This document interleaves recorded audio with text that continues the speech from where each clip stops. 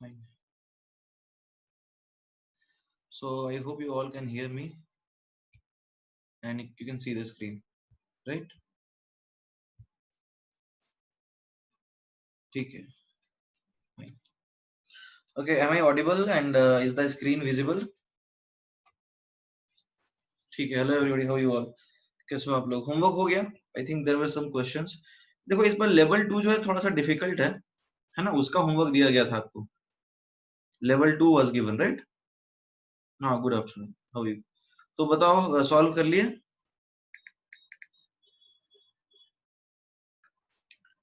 Okay, सारे solve हो गए. Very good Shreyas, very good. ऐसे कितने बच्चे हैं जिनसे सारे सॉल्व हो गए? Sarayu, Akash, Srishti. Very good, good. Vaibhav, अच्छी बात. Very good. अच्छी बात है, पूरा सॉल्व कर लिया तुम लोगों ने. गुड. ऐसा कोई है जिससे एक भी नहीं हुआ? Anybody who could not do even one question? 3 नहीं हुआ. ठीक है, चलो कोई बात नहीं. चलो ठीक है. I think we should start now. 27 से 36 वाज होमवर्क, राइट? 27 से 36 था ना होमवर्क. Please everybody respond. तो बताओ 27, 28, 29 में कोई डाउट है? 27 में किसी को डाउट है? एनीबॉडी 27 में? Okay, Aryan says 27. फाइन. देखो 27 आयुष, आर्यन, आप लोग को डाउट. 3 लाइंस बनाई हुई है. सी, ये दूसरी लाइन है बी, और ये एक लाइन है ए. ठीक है ना? इसको बोला गया है लेमडा 1, इसको बोला गया है लेमडा 2, और इसको बोला गया है lambda 3. Everybody, is this clear? मतलब Ayush and Aryan, sorry, are you clear? तो अब देखो क्या है. Energy C to A, energy C to B plus energy B to A. Aryan, ये बात समझ में आ रही है? आर्यन एंड आयुष, आर्यन एंड आयुष, आपको ये बात समझ में आ रही है नहीं आ रही है? ठीक है. तो एनर्जी सी से ए क्या होगा बताओ Aryan? It will be H C upon lambda 3. C से बी क्या आएगा? H C upon lambda 1. और बी से ए क्या आएगा? H C upon lambda 2. ये बात समझ में आ गया? तो अब देखो हम एच सी कैंसिल कर सकते हैं. तो हमें क्या रिलेशन मिलेगा? 1 by lambda 3 is 1 by lambda 1 plus 1 by lambda 2. तो 1 बाई लेमडा 3 क्या आएगा? Lambda 1 lambda 2, lambda 1 plus lambda 2. तो लेमडा 3 क्या आया? Lambda 1 lambda 2 upon lambda 1 plus lambda 2. तो कौन सा आंसर सही हुआ? Aryan, which is the correct answer? Aryan बता यार, सवाल पूछा है. ठीक है. नेक्स्ट 28 में किसी को डाउट है? 28 में किसी को डाउट है? Everybody, do you have any doubt in 28? Yes करता है. यस. 28, 28. यस, तुम्हें डाउट है 28 में? ठीक है, चलो डिस्कस कर लेते हैं. देखो yes, binding energy of hydrogen atom is 13.6 electron volt. मतलब जो एनर्जी होती है ना फर्स्ट स्टेट में हाइड्रोजन एटम की, वो होती है -13.6 इलेक्ट्रॉन वोल्ट. यानी +13.6 इलेक्ट्रॉन वोल्ट एनर्जी दोगे तो इसका टोटल एनर्जी 0 हो जाएगा. तो अब इसको -13.6 ने बाइंड करके रखा है. ठीक है.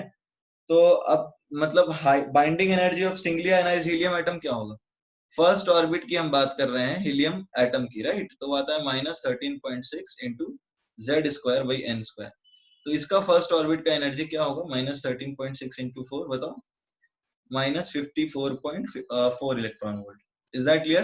यस, तुम्हें बात समझ में आ रही है? तो जब हम 1 n इज इक्वल टू 1 पे रहेंगे, किसमें? He+ के अंदर. यहाँ पे हम हाइड्रोजन की बात कर रहे थे. तो इसके केस में इसका एनर्जी है -54.4. तो इसको कितना एनर्जी दोगे कि इसका एनर्जी 0 हो जाए, बताओ? तो वही उसका आयनाइजेशन एनर्जी हो जाएगा +54.4. तो एनर्जी रिक्वायर्ड क्या है? Energy required is +54.4 electron volt. Yes, बात समझ में आ रही है?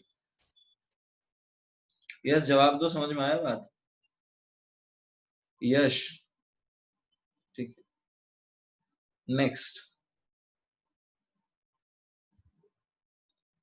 वेदांत से 29। ठीक है,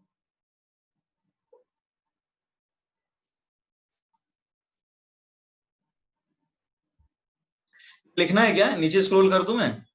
everybody do want to write this? ठीक है, नीचे स्क्रॉल कर देता हूँ फिर। फाइन, अब आ जाते हैं 20, राइटिंग 28। ठीक है अथर्व, लिखो फिर।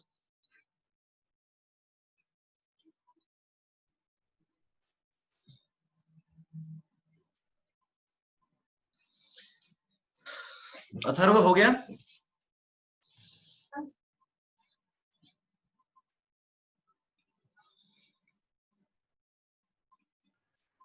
ठीक है, थोड़ा हम आगे बढ़ते हैं अब।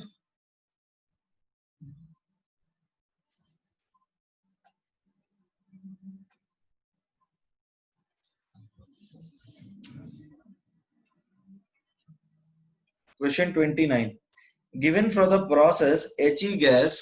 देखो, एक प्रोसेस है जिसमें He गैस कन्वर्ट होता है He plus gas plus electron plus energy जो है ऑब्वियसली निकलेगा, मतलब एनर्जी लगेगा। तो इसमें जो एनर्जी रिक्वायर्ड है दैट इज 24.5 इलेक्ट्रॉन। अब He प्लस जो है it is a single electron system. ये बात समझ में आ रही है? It is a single electron system. तो सिंगल इलेक्ट्रॉन सिस्टम का मतलब क्या हो गया? इसका मतलब है bourse theory is now applicable. अब इसके ऊपर बोर थ्योरी लगेगा। ये सिंगल इलेक्ट्रॉन सिस्टम नहीं था, ये डबल इलेक्ट्रॉन सिस्टम था, तो इस पे हम बोर थ्योरी नहीं लगा सकते थे। बट He प्लस क्या है? He plus single electron system है, तो हम इस पे बोर थ्योरी लगा सकते हैं। ये बात सबको समझ में आया है नहीं आया? तो अभी हमने पिछले बार पढ़ा था कि सिंगल इलेक्ट्रॉन सिस्टम में He प्लस में जब हम बात करेंगे, ठीक है ना, He प्लस को आयनाइज करेंगे तो इसमें एनर्जी कितना लगता है बताओ? इसमें एनर्जी कितना लगता है? हमने ऊपर वाले क्वेश्चन में निकाला है। इस प्रोसेस में कितना इलेक्ट्रॉन लगता है, एनर्जी लगता है बताओ? 54.4 है ना, 54.4 इलेक्ट्रॉन वोल्ट एनर्जी लगता है। तो इस स्टेप में 24.5 और इस स्टेप में 54.4। तो अब हम दोनों को ऐड कर दें He गैस, तो ये कट कट जाएगा, right? He gas gives He positive 2 gas plus 2 electron. ये बात समझ में आ रही है नहीं आ रही है? Everybody, is this clear? Everybody please respond से यस और नो। तो इस केस में टोटल एनर्जी रिक्वायर्ड क्या है बताओ? इस केस में टोटल एनर्जी रिक्वायर्ड क्या है? 24.5 प्लस 54.4 कितना हुआ बताओ? एवरीबॉडी अप्रोक्सीमेट, ये 78.9 इलेक्ट्रॉन वोल्ट हो रहा है, जो कि 79 इलेक्ट्रॉन वोल्ट के क्लोजेस्ट वही होगा आंसर। समझ में आया? Everybody, is it clear now? इसमें किसी को डाउट है 29 में? पूछ सकते हो यदि डाउट है तो। ठीक है, फिर इसको लिख लो।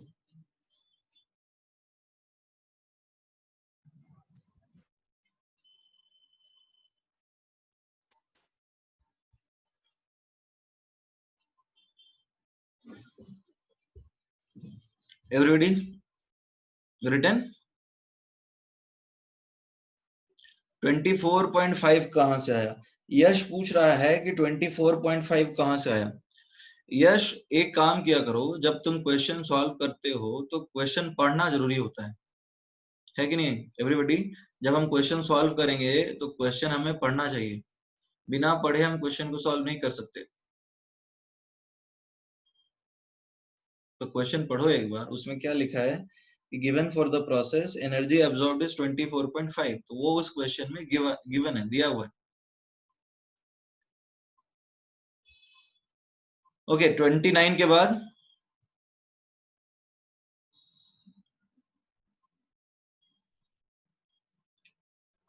30 में किसी को डाउट है? 30 में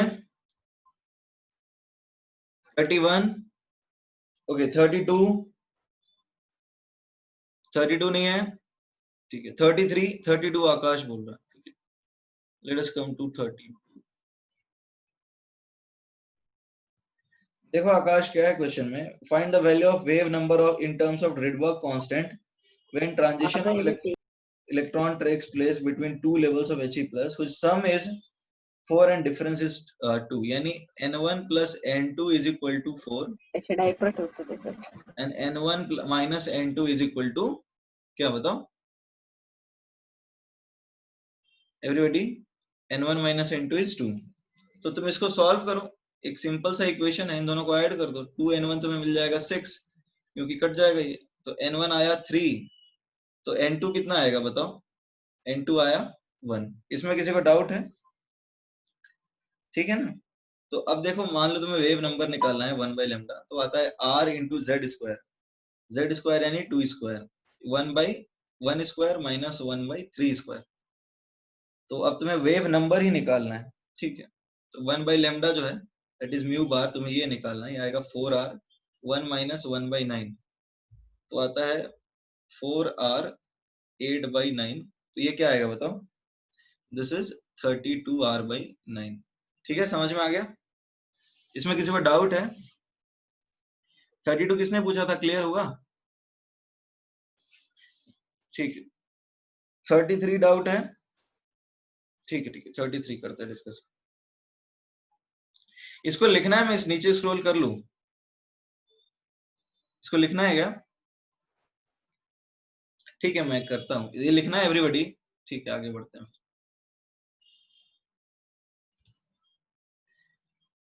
अब देखो 33 जो है अपने पास आ गया। एक इलेक्ट्रॉन जो है, when an electron makes a transition from n plus 1th state to nth state, ठीक है? देखो तो यहाँ पे n1 क्या है? n1 है n एंड n2 क्या दे रखा है? n2 है n plus 1। Everybody, is that clear?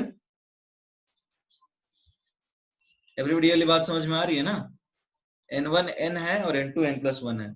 तो हम लोग जानते हैं कि 1 बाई लेमडा होता है r into Z square 1 by n1 square minus 1 by n2 square, है ना? ये हम लोग जानते हैं। फिर हम लोग ये भी जानते हैं c is equal to nu lambda होता है, ठीक है? तो c बाई न्यू क्या आएगा? लेमडा आएगा। तो न्यू बाई c क्या आएगा? 1 बाई लेमडा आएगा। Is that clear? तो 1 बाई लेमडा के जगह पे हम लोग यहाँ पे लिख देते हैं न्यू बाई c, तो ये आ जाएगा r into Z square, n1 क्या है? n1 n है, 1 बाई n1 स्क्वायर को हम सीधा सीधा ऐसा लिख लेते हैं 1 by n square minus 1 by n plus 1 का होल स्क्वायर, ठीक है? तो म्यू क्या आएगा? r Z square c n square n plus 1 का होल स्क्वायर, ठीक है? अब यहाँ पर हम मल्टीप्लीकेशन करेंगे तो n प्लस 1 का whole square minus n square, right? तो ये आ जाए। यहाँ तक किसी को डाउट है? यहाँ तक कैसे किया हमने? Is that clear everyone? 1 by lambda का वैल्यू ये आता है न्यू बाई सी। अब देखो हमने न्यू बाई सी सब्स्टिट्यूट इसलिए किया है ना क्योंकि इसमें फ्रीक्वेंसी पूछ रहा है, हमें न्यू निकालना है।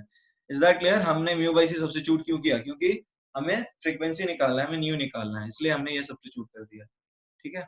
अब देखो हम इसको सॉल्व करते हैं तो हमें क्या मिलेगा? R Z square C N square plus 1 minus 2n, ये a प्लस बी को होल स्क्वायर के हिसाब से एक्सपेंड किया है, into N square N plus 1 का होल स्क्वायर, है ना? ये एन स्क्वायर कैंसिल हो जाता है, तो हमें क्या मिलता है? न्यू आता है आर जेड स्क्वायर सी, ठीक है? हमें क्या मिलता है? Are Z square C, sorry यहाँ पे ये प्लस 2n होगा, है ना? ये प्लस 2n होगा, तो हमें मिलता है 2n plus 1 upon n square n plus 1 का होल स्क्वायर। अब यहाँ पर देखो क्वेश्चन में क्या लिखा है? क्वेश्चन में लिखा है n is greater greater than 1, n बहुत बड़ा है 1 से, right? n is greater greater than 1 यानी n बहुत बड़ा है 1 से, तो देयरफॉर हम क्या लिख सकते हैं? 2n plus 1 is approximately 2n and n plus 1 is approximately n. Everybody, is that clear? Say yes or no. तो अब देखो क्या हो गया, हमने लिख दिया वैसा r z square c 2n upon n की पावर 4, ये समझ में आया? n square into n square, तो क्या आया? ये n कैंसिल हो जाएगा, आ जाएगा 2r z square c upon n cube. कोई ऑप्शन मैच कर रहा है? सी ए मैच कर रहा है, ठीक है? ए आंसर है फिर तुम्हारा।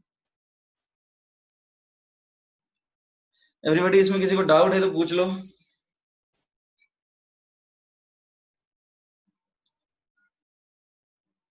आवाज कट हो रही है। Everybody, can you hear me? Am I audible to everyone? तो अपना नेट एक बार देख लो, चेक कर लो क्या। लास्ट स्टेप में हमने क्या किया है, n इज ग्रेटर देन 1, हम ऐसा मानते हैं कि n बहुत बड़ा है, क्योंकि क्वेश्चन में दिया हुआ है कि n is greater then 1, right. ऐसा हमें क्वेश्चन में दिया हुआ है कि n जो है वो 1 से बहुत बड़ा है, ठीक है। n बहुत बड़ा है 1 से, तो हम 2n प्लस 1 को 2n लिख सकते हैं, और n प्लस 1 को भी हम n लिख सकते हैं, राइट। तो हमने वही सब्स्टिट्यूशंस यहाँ पे कर दिए। एवरीबॉडी, आपको ये बात समझ में आई? किसी को इसमें कोई दिक्कत है तो बताओ, किसी को कोई दिक्कत, कोई कंफ्यूजन, कहीं कोई दिक्कत है तो बताओ। 33 के तो आगे बढ़ जाए, लिख लिया सबने? Everybody return. नेक्स्ट बताओ, 33 के बाद क्या? 34। 33 के बाद 34।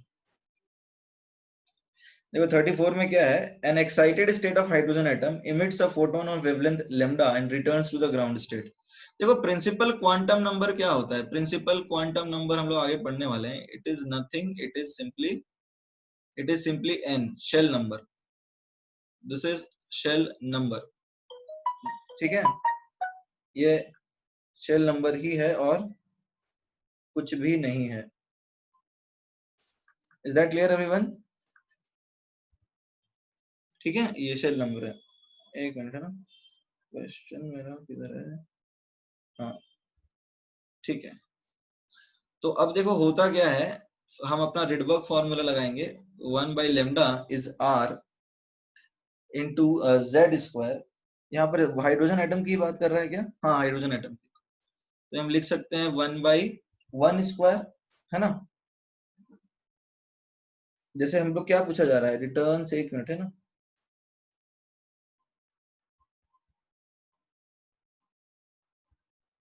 Return to the ground state. तो यहाँ पे बताओ n1 क्या है? n1 क्या है? 1 है, और n2 को हम मान लेते हैं n, ठीक है। तो ये आएगा 1 by 1 square minus 1 by n square. यहाँ तक किसी को कोई दिक्कत है? Everybody, is that clear? तो ये आया 1 बाई, ठीक है। अब इसको हम सॉल्व कर लेंगे, और क्या। ये आएगा n square minus 1 by n square, ठीक है ना। तो ये आएगा क्या, ये आ जाएगा R N square minus R upon N square. तो आएगा N square is equal to lambda R N square minus lambda R. तो अब क्या होगा, N square minus lambda R N square is equal to lambda R. तो N square 1 minus lambda R is equal to lambda R. तो N क्या आएगा, N आएगा lambda R upon 1 minus lambda R का अंडर रूट। एवरीबॉडी समझ में आ रही है बात? Everybody, is that clear? कोई दिक्कत है इसमें किसी को?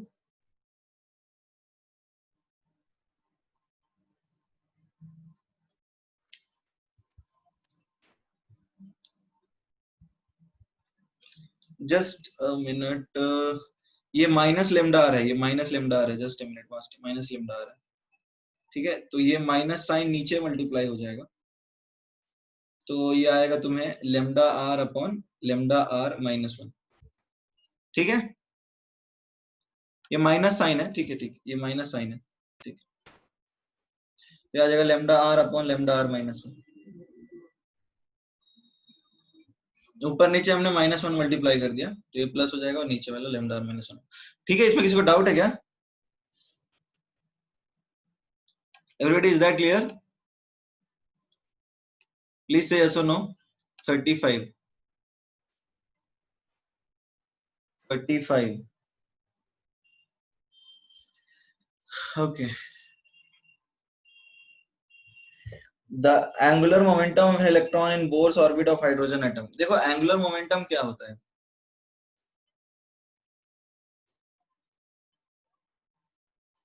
एंगुलर मोमेंटम होता है nh by 2 pi, right. It is nh upon 2 pi। अब यहाँ पे लिखा है कि nh by 2 pi is equal to 2h by pi। तो h बाई पाई हमने काट दिया, तो n आ गया अपना 4। Everybody is that clear? तो अब देखो n आया 4, तो नेक्स्ट लोअर लेवल क्या होगा? यदि ये n2 है तो नेक्स्ट लोअर लेवल n1 क्या आएगा? 3 आएगा ना। तो अब हमें निकालना है किसमें? वेवलेंथ निकालना है स्पेक्ट्रल लाइन का। तो हम क्या करेंगे? 1 by lambda is equal to r 1 by 3 square minus 1 by 4 square. तो ये आ जाएगा r 1 बाई 9 माइनस 1 बाई 16। ठीक है, तो ये आ जाएगा r 144 16 माइनस 9, है ना। तो ये आएगा क्या? 7r by 144, this is 1 by lambda. तो लेमडा क्या आएगा बताओ? लेमडा क्या आएगा? 144 अपॉन 7r।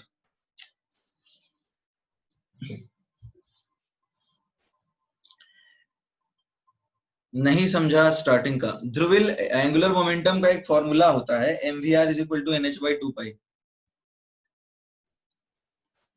ध्रुविल, तुमने बोर थ्योरी रिवाइज किया है ना? बोर थ्योरी रिवाइज किया है तो तुम्हें यह फॉर्मूला याद नहीं है? एंगुलर मोमेंटम का एक पोस्टुलेट होता है कि angular momentum is mvr and it is equal to 4 nh by 2 pi. तो ये बात तो हम जानते हैं सर। वो कट के से हुआ मतलब what you want to say? I could not understand what are you trying to say Dhruvil.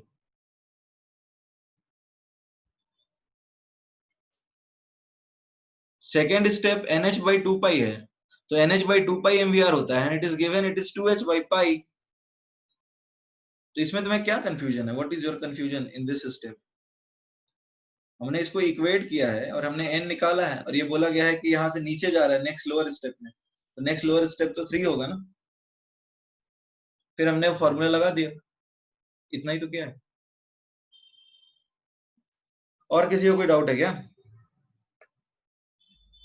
Everybody everybody please respond. और किसी को कोई डाउट है?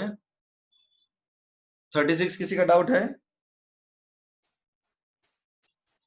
ठीक है ठीक है, 36 किसी का डाउट नहीं है।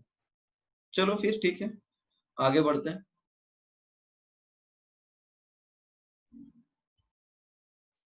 ठीक है, फाइन। ध्रुविल 36। अरे यार तो बोला करो भाई, डाउट है तो पूछ लो सर, वहां क्यों रहे हो? तुम्हारा कोई डाउट है और तुम नहीं पूछ रहे हो तो इसमें तुम्हारा ही नुकसान है। The ionization energy of hydrogen atom in the ground state is x। देखो आयनाइजेशन एनर्जी x है फ्रॉम ग्राउंड स्टेट, है ना, from ground state. Ground state से आयनाइज करने के लिए एनर्जी लग रहा है x किलो जूल। तो अब बताओ एनर्जी ऑफ ग्राउंड स्टेट क्या होगा? Dhruvil, energy of ground state क्या होगा? ध्रुविल, अरे यार जवाब दो यार, ऐसे नहीं चलता। यदि ionization energy x kilo joule है ग्राउंड स्टेट से, नहीं, -13.6 के हिसाब से थोड़ी चल रहा है, अभी तो एक हाइपोथेटिकल सिचुएशन बनाने बोला है ना, तो -x होगा। ये तुम्हें नहीं समझ में आया?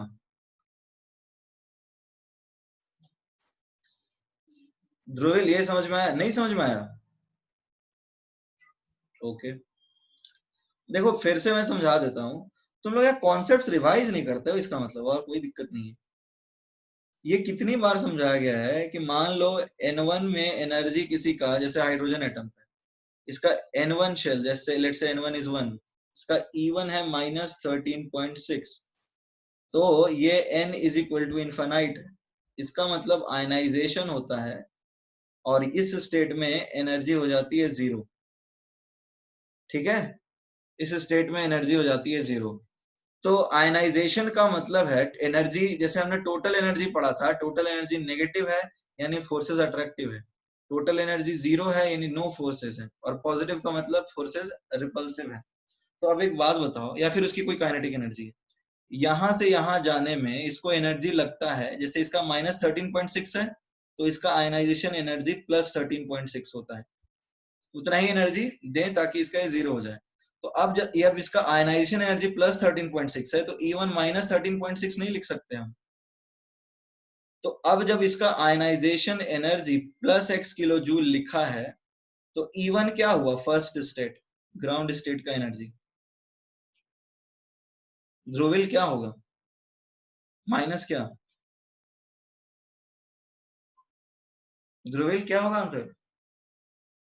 Minus x. जो कॉन्सेप्ट है उसको एक बार रिवाइज करते रहो। जो जैसे मान लो तुम इसका टॉपिक का क्वेश्चन सॉल्व कर रहे हो, तो ये तो इम्पोर्टेंट है ना कि सॉल्व करने से पहले उससे रिलेटेड जो एक बार कंसेप्ट है उसको एक बार पढ़ लो, जो फॉर्मूले होते हैं उसको एक बार देख लो, वो तो जरूरी है।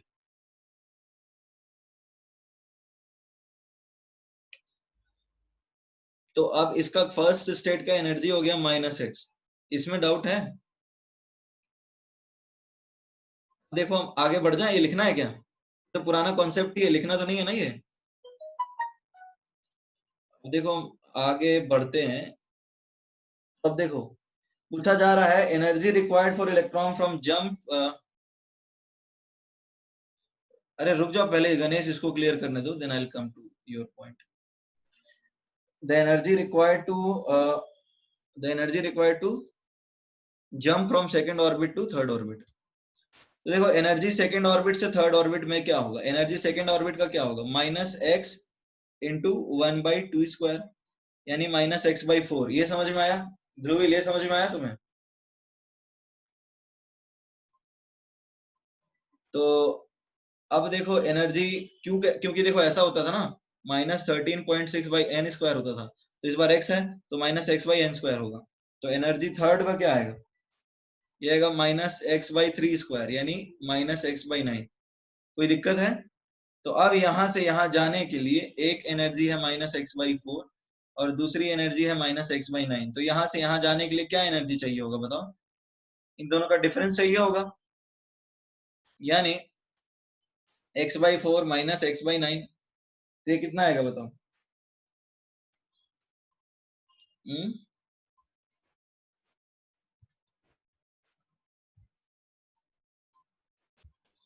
ठीक है ध्रुवील, समझ में आ रही है बात या नहीं आ रही? ध्रुवील, इज दैट क्लियर? हाँ गणेश, जीमेन और स्टार, अच्छा ये लिखना है क्या? Dhruvil, do you want to write this? ठीक है Ganesh, it was explain because देखो हम जब एटॉमिक स्ट्रक्चर पढ़ रहे हैं तो जो भी इसमें ऑब्जर्वेशन आ रहा है उसको एक्सप्लेन करना चाहिए ना, तभी पूरी सही तरह से थ्योरी मानी जाएगी। So that is why it was necessary explain Zeeman and Stark effects, right?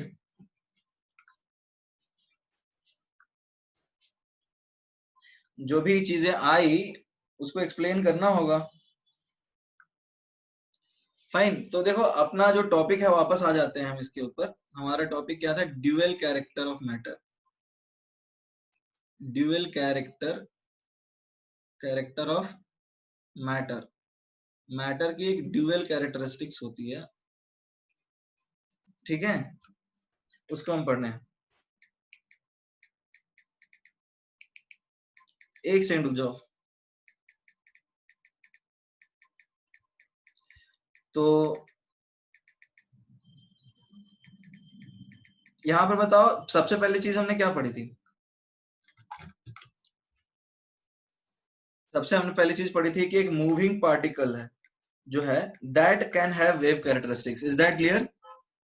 A moving particle will have wave characteristic. Stationary particle में तो कुछ केस था नहीं, यदि पार्टिकल मूव कर रहा है तभी उसका कुछ वेव हो सकता है। तो सबसे पहला क्या होना चाहिए कि particle should be moving. Moving particle में ही ड्यूअल कैरेक्टरिस्टिक्स हो सकता है, राइट? अब फिर हमने बात कर दी थी कि मूविंग पार्टिकल में जो मैक्रोस्कोपिक पार्टिकल्स हैं, मैक्रोस्कोपिक जैसे फुटबॉल, ठीक है, जैसे फुटबॉल हो गया, फुटबॉल जो है वो वेव होगा या पार्टिकल होगा बताओ? किसी ने फुटबॉल को किक किया and it is coming towards you, तो ये वेव है या पार्टिकल है? पार्टिकल है ऑब्वियसली, ठीक है? क्रिकेट बॉल क्या हुआ? क्रिकेट बॉल क्या हुआ? पार्टिकल है। कबूतर उड़ता हुआ क्या हुआ? पार्टिकल है ना? तो माइक्रोस्कोपिक पार्टिकल्स जो हैं वो क्या है, दे हैव पार्टिकल कैरेक्टर, उनका कोई खास वेव कैरेक्टर नहीं होता है। लेकिन जो माइक्रोस्कोपिक मूविंग पार्टिकल्स हैं, माइक्रोस्कोपिक में मूविंग पार्टिकल्स हैं, जैसे क्या, जैसे इलेक्ट्रॉन, ठीक है, मूविंग गैसेस, मूविंग गैसेस भी आ जाते हैं ड्यूअल कैरेक्टर शो करने के लिए, ठीक है, मूविंग गैसेस हो गया, इलेक्ट्रॉन हो गया, ये सब क्या है, they are partial partial wave plus partial matter, यानी इनके पास ड्यूअल कैरेक्टरिस्टिक है, ये वेव भी है और मैटर भी है, दोनों कैरेक्टर है इसके पास, वेव कैरेक्टर भी है और पार्टिकल कैरेक्टर भी है। Everybody is that clear? यहां तक तो किसी को कोई दिक्कत नहीं थी ना? Everybody is that clear? ठीक है, तो अब इसको एक बार लिखो पहले तो, राइट इट डाउन। इतना लिख लिया है सबने जो भी लिखा मैंने? ठीक है,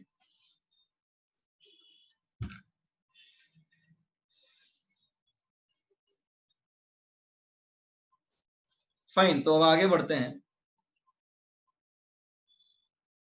सी, अभी अदर मैथमेटिकल एक्सप्रेशन देख लेते हैं, other mathematical expressions.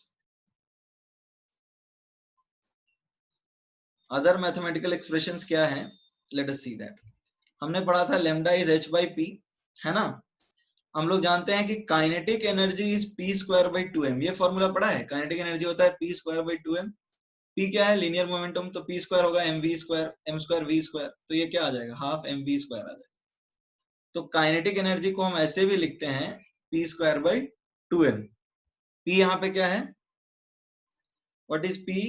p over here is linear momentum, यहाँ पे p लीनियर मोमेंटम होता है, यानी कि mv। तो काइनेटिक एनर्जी को हम ऐसे भी लिख सकते हैं p square by 2m। Everybody written? इतना लिख लो फिर।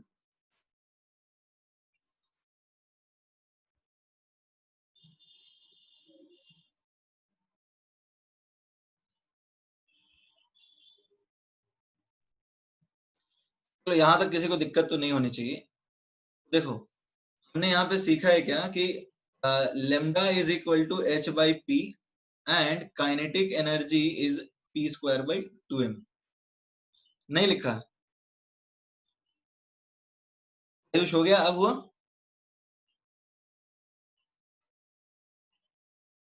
आयुष हो गया?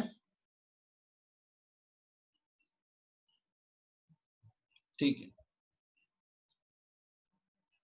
देखो हमने क्या सीखा है कि kinetic energy is equal to p square by 2m, ठीक है?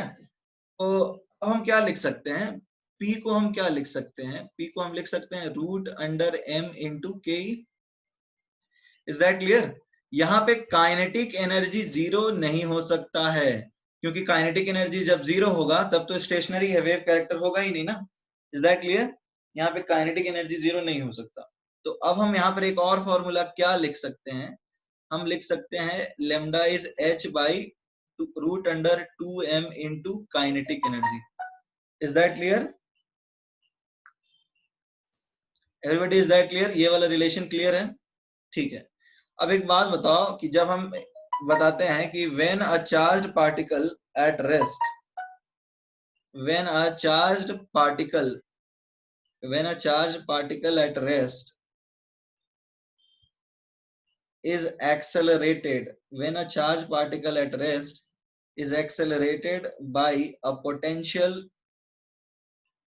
v, पोटेंशियल v से मतलब कि एक्सेलरेट किया गया, तो वर्क डन क्या होता है बताओ? वर्क डन होता है चेंज इन काइनेटिक एनर्जी, ये हमने पढ़ा था ना एवरीबॉडी, याद है तुम लोगों को? फोटो इलेक्ट्रिक इफेक्ट में पढ़ा था, सॉरी प्लैंक्स क्वांटम थ्योरी में पढ़ा था। तो अब मान लो वर्क डन जो है, वर्क डन हम क्या लिखते हैं, वर्क डन को हम लिखते हैं चार्ज इनटू पोटेंशियल, और चेंज इन काइनेटिक एनर्जी क्या है, kinetic energy final minus kinetic energy initial. तो वर्क, तो अभी क्या होता है, काइनेटिक एनर्जी फाइनल हो जाता है Q into V, since kinetic energy initial zero था, क्योंकि वो पार्टिकल इनिशियली रेस्ट पे है ना, क्योंकि पार्टिकल तो रेस्ट पे है, तो काइनेटिक एनर्जी जीरो क्या होगा, क्योंकि इनिशियली रेस्ट पे था। Is that clear everyone? ठीक है, तो हम एक चार्ज पार्टिकल, इतना लिख लिया सबने?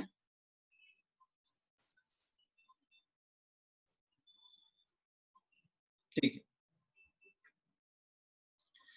एक रेस्ट पे जो चार्ज पार्टिकल था उसके लिए हमने देख लिया, तो अब क्या आएगा, लेमडा आ जाएगा h बाई 2m ke था, तो ke की जगह पे हमने क्या लिखा, q into V, but this is for a charge particle, this is for a charge particle, this is for a charge particle initially at rest.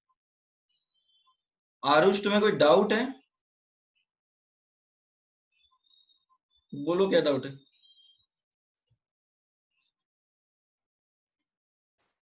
This is initially at rest. और ऊपर करूं, और ऊपर, और ऊपर,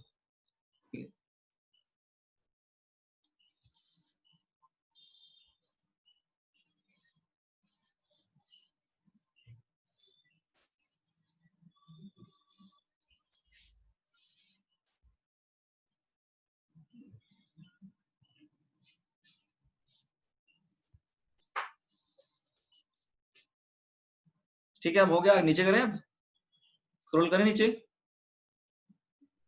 एवरीबॉडी प्लीज रिस्पॉन्ड। ठीक है, देखो हमने क्या सीखा है, for a charge particle initially at rest हमारे पास एक रिलेशन है, lambda is equal to h by M Q into V. यहाँ पे क्यू क्या है, what is Q over here everybody, what is Q over here, Q क्या है यहाँ पे, अरे बताओ क्यू क्या है यहाँ पे, charge on the particle and v is the potential through which it is accelerated, right. Now for an electron, for an electron, electron के लिए चार्ज क्या होगा, q विल बी e, तो हम इलेक्ट्रॉन के लिए लिख सकते हैं h बाई 2m ev। तो जब इसको सॉल्व करोगे ना, तो सॉल्व करोगे तो तुम्हें क्या मिलेगा, h by root under 2 mass of electron, ठीक है, into charge on electron into 1 by root under v।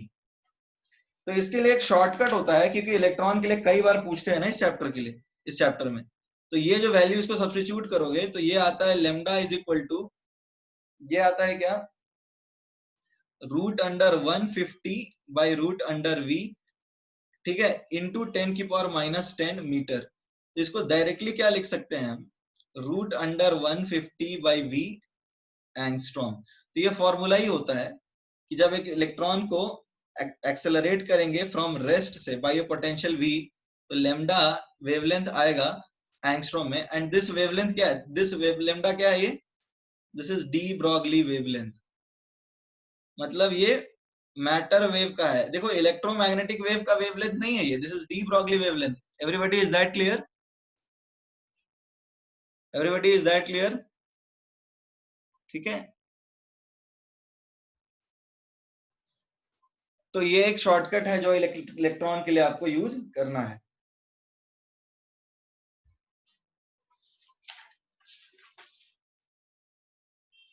Everybody return, इसको लिख लिया,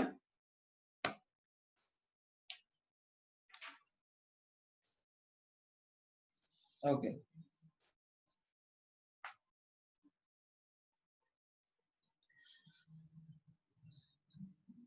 ओके, अब छोटे छोटे क्वेश्चन करते हैं।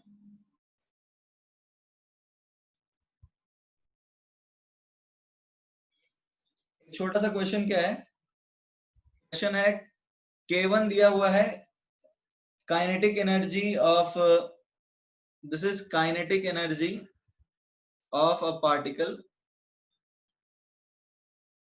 क्वेश्चन है, ठीक है, having mass is equal to m1, ठीक है, K2 ऐसे ही है, kinetic energy of mass m2, और K3 दिया है kinetic energy of an object having mass m3। अब क्या क्वेश्चन में दिया है, m3 is greater than m2 greater than m1, ठीक है, एंड इनके de Broglie wavelengths lambda 3, their de Broglie wavelengths, de Broglie wavelengths क्या है उनके, देखो ये काइनेटिक मूविंग पार्टिकल तो उनके डी ब्रॉगली वेवलेंथ होंगे ना, lambda 3 is equal to lambda 2 is equal to lambda 1, उनके डी ब्रॉगली वेवलेंथ सेम है। Then which of the following is correct, तो इनमें से कौन सा सही है?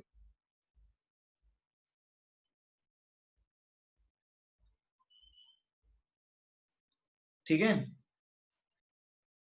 ऑप्शन ए है K1 K2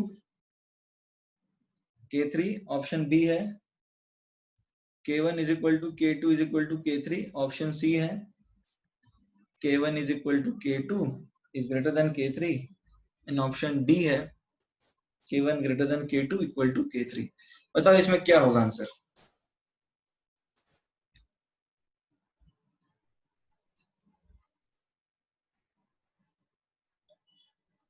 ए। ओके,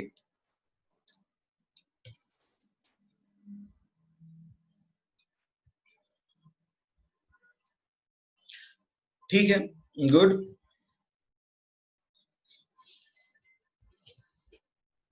सबका आ गया आंसर एवरीबॉडी?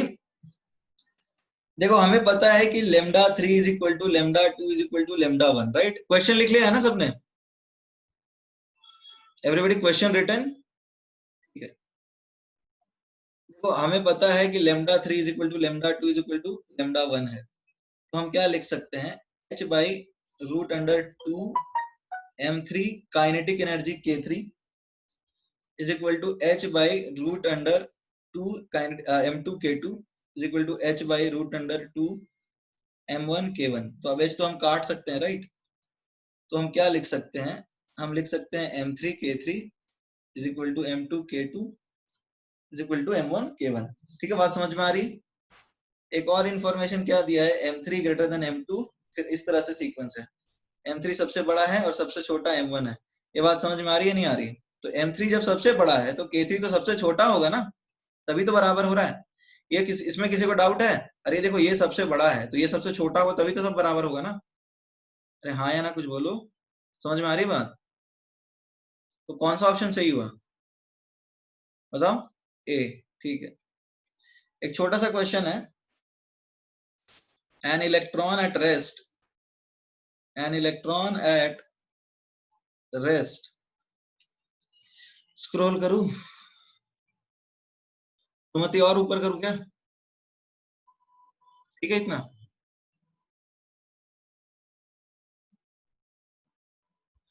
ठीक है, फिर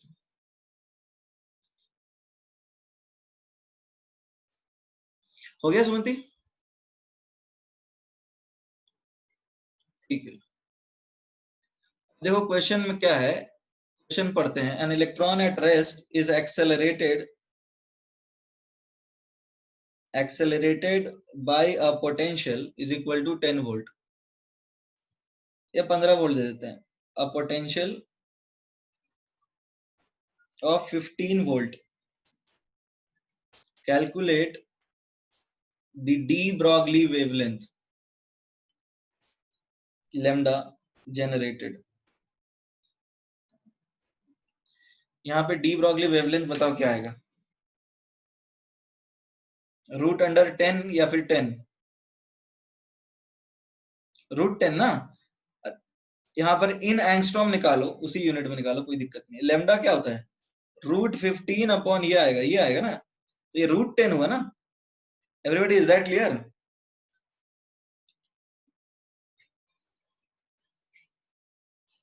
इज दैट क्लियर? ठीक है, ठीक है, इसमें किसी को डाउट तो नहीं होना चाहिए, फॉर्मूला होता है तो सीधा सा फॉर्मूला जो बनते जा रहा है उसको याद करते जाना है। इस चैप्टर में जितने भी फॉर्मूले हैं ना, सबका एक चार्ट बना लेना और उसको अपने स्टडी टेबल पे चिपका देना, क्योंकि फॉर्मूले बहुत बन जाएंगे इस चैप्टर में। नेक्स्ट क्वेश्चन है, an electron and a proton are accelerated by the same potential, are accelerated by the same potential v। ठीक है, ठीक है ना, initially both were at rest, initially both were at rest, initially दोनों ही rest पे थे,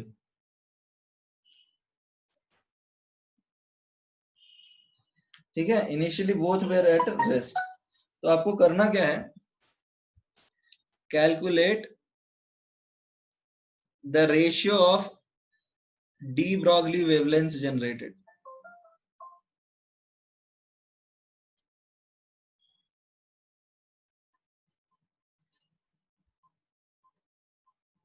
ठीक है,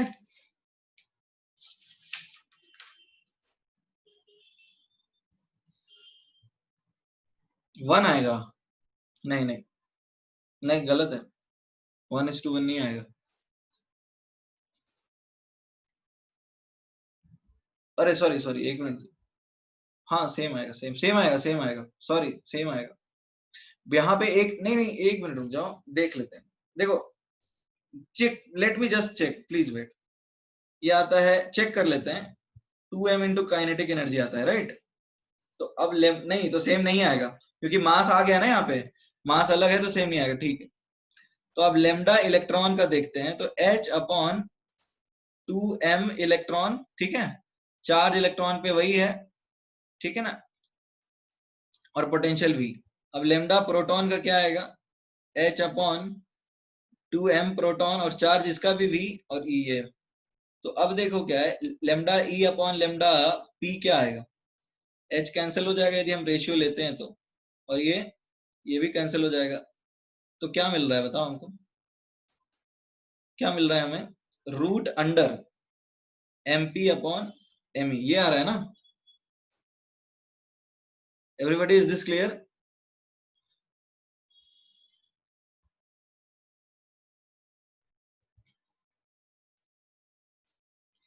ठीक है, तो आगे बढ़ जाए हम।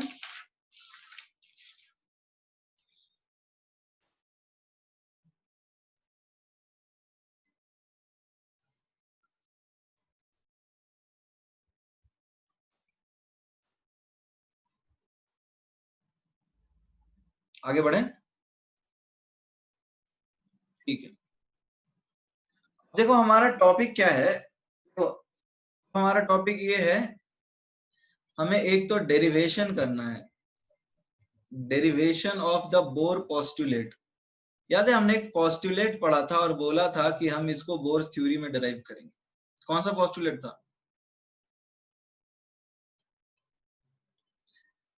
mvr is equal to nh by 2 pi, and the reason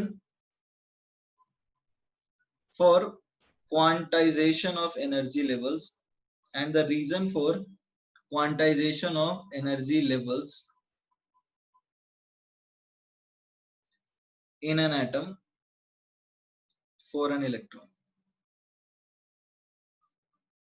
ठीक है, देखो हमारा ये टॉपिक है, अभी बड़ा टॉपिक है, ध्यान से सुनो, ये इंपॉर्टेंट टॉपिक भी है, ठीक है। देखो हमने क्या पढ़ा था बोर्स थ्योरी में, हमने बोर्स थ्योरी में पढ़ा था कि बोर ने बताया कि एनर्जी लेवल क्वांटाइज्ड है, यही पढ़ा था ना हमने। बोर की थ्योरी में पढ़ा था एनर्जी लेवल क्वांटाइज्ड है, इलेक्ट्रॉन की एनर्जी लेवल फिक्स्ड हो सकती है, वो सारी वैल्यूज नहीं हो सकती, डिस्क्रीट होती है ना। और हम लोग ये भी बोले थे कि बोर ने कुछ इसका प्रूफ नहीं दिया था कि angular momentum mvr nh by 2 pi के बराबर कैसे होता है, ठीक है, इसका कोई प्रूफ नहीं दिया था। ये सारा प्रूफ जो है हम नेक्स्ट थ्योरी में, यानी कि डी ब्रॉगलीज हाइपोथेसिस में पढ़ेंगे। तो अब देखो समय आ गया है डी ब्रॉगलीज हाइपोथेसिस में। तो अब देखो क्या है, स्टेटमेंट क्या है, ये मैं स्पेशल स्टेटमेंट है, इसको मैं रेड कलर से लिख देता हूं। देखो स्टेटमेंट क्या है, स्टेटमेंट ये है कि बोर, इसने क्या बोला, quantization, just a minute, quantization of energy levels, quantization of energy levels is a direct consequence, quantization of energy levels is a direct consequence of wave-like properties, wave-like properties of electron। अब ये समझ में आया everybody, ये समझ में आ रहा है, मैंने जो स्टेटमेंट लिखा तुम ये समझ में तो नहीं आया होगा, ठीक है। तो अब डी ब्रॉगली ने क्या बात कही, हम उसको ध्यान से समझने की अब कोशिश करेंगे। डी ब्रॉगली ने बात बोला था कि quantization of energy levels is a direct consequence of wave like properties of electron. वो बोला इसका क्वांटाइजेशन इसलिए आया बिकॉज वो वेव है, ना कि एक पार्टिकल है। ठीक है, पहले ये लिख लो, I will explain it to you. ये टॉपिक लिख लो और ये पहला पॉइंट लिख लो। Done everyone? Everyone done? ठीक है, तो let us try and understand कि ये बात कैसे हो रही है। उसने बोला कि क्वांटाइजेशन एनर्जी लेवल्स का इसलिए हो रहा है बिकॉज इलेक्ट्रॉन एक पार्टिकल नहीं है, एक वेव है। Everybody, is that clear? Electron एक पार्टिकल नहीं है, वो क्या है? वेव है। देखो वेव की एक प्रॉपर्टी क्या होती है, let us see this. Wave मान लो एक ये है, तो ये इस तरह से एक वेव हमने दिखाया, this is let's say wave number 1। और ये दूसरा वही उसी का वेव है, दूसरा वेव मतलब लिखते हैं ये कैसा है। ये अपने पास कोई दूसरा वेव है, let us try and understand this. ये अपने पास कोई दूसरा वेव है, ठीक है, ये वेव नंबर 1 और ये वेव नंबर 2। तो ये भी ऐसा ही है, ठीक है। और ये मान लो तीसरा वेव है, दिस इज वेव नंबर 3, ठीक है ना।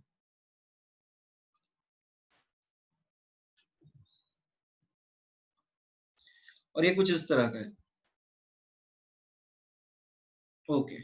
अब एक बात बताओ, 1 और 2 आएंगे साथ में, तो उनका कंस्ट्रक्टिव इंटरफेरेंस होगा या डिस्ट्रक्टिव? देखो यहाँ पे जब इसको उठा के इस पे रखोगे तो इसका क्रेस्ट इसके क्रेस्ट के साथ मिलेगा। जैसे हम यहाँ पर क्या बोलते हैं, 1 and 2 are in phase, 1 and 2 are in phase. हम ऐसा बोल सकते हैं कि 1 and 3, या फिर तुम ऐसा बोल सकते हो कि 1 प्लस एक सेकेंड, 1 प्लस 3 एंड 2 प्लस 3, ये दोनों क्या है, they are out of phase. ये समझ में आया? ये नहीं आया? तो अब यहाँ पे क्या होगा, यहाँ पे कंस्ट्रक्टिव इंटरफेरेंस हो जाएगा, और यहाँ पे क्या होगा, यहाँ पे डिस्ट्रक्टिव इंटरफेरेंस होगा। अब देखो इसका मतलब क्या है, देखते हैं क्या है मतलब। जैसे मान लो तुमने इसको उठा के यहाँ पे रख दिया, तो इसका क्रेस्ट के साथ मिलेगा, तो दोनों का क्रेस्ट बढ़ जाएगा ना। ये समझ में आ रहा है? इसका क्रेस्ट इसके साथ मिलेगा ना, ये वाला पॉइंट यहाँ पे आएगा, ये वाला पॉइंट यहाँ पे आएगा, ये वाला पॉइंट यहाँ पे आएगा। तो 1 और 2 जब एक साथ मिलेंगे तो क्रेस्ट क्रेस्ट मिलेगा, तो क्रेस्ट और बड़ा हो जाएगा। फिर ट्रफ ट्रफ मिलेगा तो ट्रफ और बड़ा हो जाएगा। फिर उसी तरह से क्रेस्ट क्रेस्ट पे मिलेगा तो ये दोनों क्रेस्ट बड़े हो जाएंगे। फिर ये क्रेस्ट क्रेस्ट पे मिलेगा, तो समझ में आ रहा है, तो ये बड़ा वेव बन जाएगा, ठीक है। लेकिन जब 1 3 के साथ मिलेगा तो जहां पे इसका क्रेस्ट है वहां पे इसका ट्रफ है, तो अब क्या होगा, ये कैंसिल हो जाएंगे। ये समझ में आया? 1 और 3 क्या हो जाएगा, कैंसिल कर देगा एक दूसरे को, ठीक है। तो ये होता है wave interference. Wave in phase का मतलब क्या है, इन दोनों के बीच में एंगल डिफरेंस नहीं है। जैसे 1 और 3 के बीच में π/2 का डिफरेंस है। फेज डिफरेंस बिटवीन 1 एंड 3 क्या है बताओ? 1 एंड 3 फेज डिफरेंस क्या है? एवरीबॉडी बताओ क्या है 1 और 2 का, 1 और 3 के बीच में फेज डिफरेंस? 90 डिग्री। एक मिनट फिर से सोचो, या 180 डिग्री?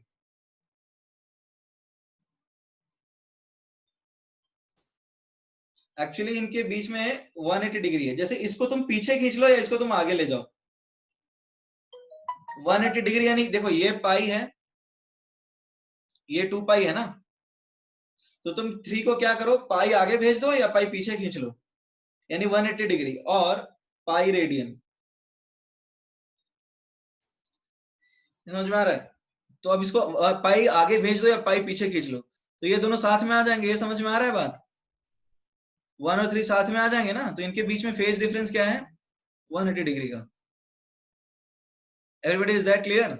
तो अब देखो क्या है, फेज डिफरेंस यदि जीरो है, और यदि फेज डिफरेंस जीरो है, फेज डिफरेंस जीरो का मतलब, फेज डिफरेंस जीरो मतलब इन फेज, तो वो हमेशा कंस्ट्रक्टिव करेंगे। तो अब देखो समझने की कोशिश करो, 1 और 2 क्या होगा, कंस्ट्रक्टिव, 1 और 3 आ जाएगा डिस्ट्रक्टिव। इतना समझ में आया नहीं आया? कर्सर नहीं दिख रहा है? फेज डिफरेंस मीनिंग यही तो बताया मैंने, फेज ये यहां से यहां तक ये 2 पाई रेडियन होता है ना, तो इसी को फेज बोलते हैं। इसको आगे कर दो पाई या पीछे कर दो तो ये साथ आ जाएगा। तो फेज डिफरेंस मतलब नहीं समझ में आया अभी भी? अभी भी नहीं समझ में आया? एंगल होता है, जैसे मान लो यहाँ इसके बीच में जब इसका क्रस्ट बन रहा है तो इसका भी क्रस्ट बन रहा है, तो इसका क्रस्ट सेम बन रहा है टाइम पे, तो दोनों का फेज डिफरेंस कुछ भी नहीं है। लेकिन जब इसका क्रस्ट बन रहा है तो इसका ट्रफ बन रहा है, तो अब इसको कितना डिग्री शिफ्ट करोगे कि इसका और इसका क्रस्ट सामने आ जाए? देख लो यहाँ से यहाँ तक इसको करना पड़ेगा शिफ्ट, इनको इसको उठा के यहाँ से यहाँ लाना पड़ेगा, तो पाई शिफ्ट मारना पड़ेगा ना, तब ये फेज में आएगा। Is that clear everybody? Is that clear और not? So that is called phase difference. 1 and 3 का नहीं समझे? अरे 1 और 3 देखो ना, 1 और 2 तो सेम ही है ना। अरे 1 और 2 तो सेम ही है, 1 और 2 तो सेम ही है यार, देख लो। इसको यहां पर तुमको सेम मिलाना है इसके साथ, तो तुमको इसको यहां से यहां उठाना पड़ेगा। तो कितना एंगल पे तुमने शिफ्ट किया इसको? कितने एंगल पे शिफ्ट किया इसको यहां से यहां उठाने के लिए?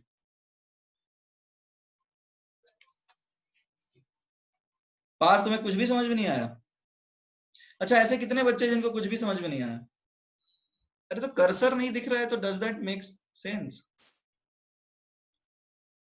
एवरीबॉडी?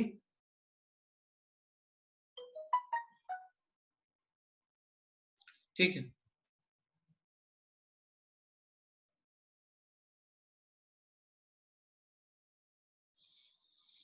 फाइन। देखो बहुत सारे बच्चों को, जैसे नहीं, सारे नहीं, कुछ बच्चे हैं जिनको नहीं समझ में आया, चलो कोई बात नहीं।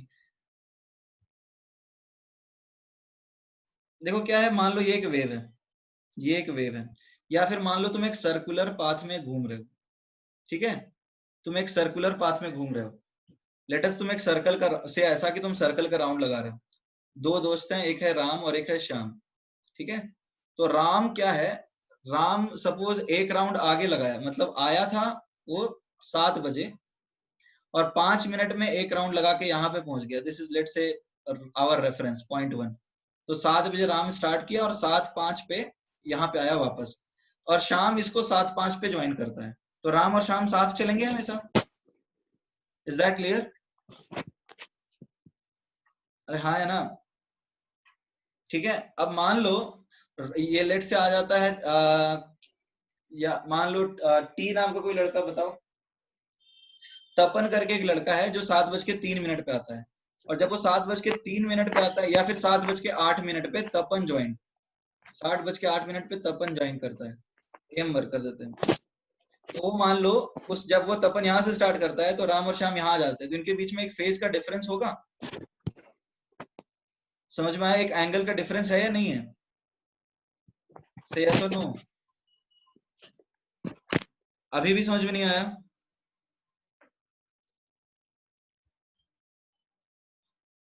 किसने पूछा था?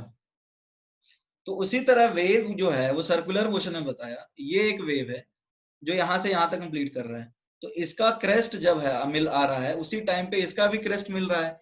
तो जब हम इसको उठा के इसके ऊपर रख देंगे, इसको उठा के हम इसके ऊपर रख देंगे, तो ये दोनों का क्रेस्ट और क्रेस्ट मिल जाएगा, तो ये क्रेस्ट बड़ा हो जाएगा ना, और इसका ट्रफ इसके ट्रफ के साथ मिल जाएगा, तो इसका ट्रफ भी बड़ा हो जाएगा। ये समझ में नहीं आया अभी भी? तो 1 और 2 फेज में है, ठीक है? 1 और 2 फेज में है। ये वाला एंगल कितना डिग्री का होता है? ये पाई रेडियन है। ये वाला एंगल 2 पाई रेडियन है। ये समझ में नहीं आ रहा?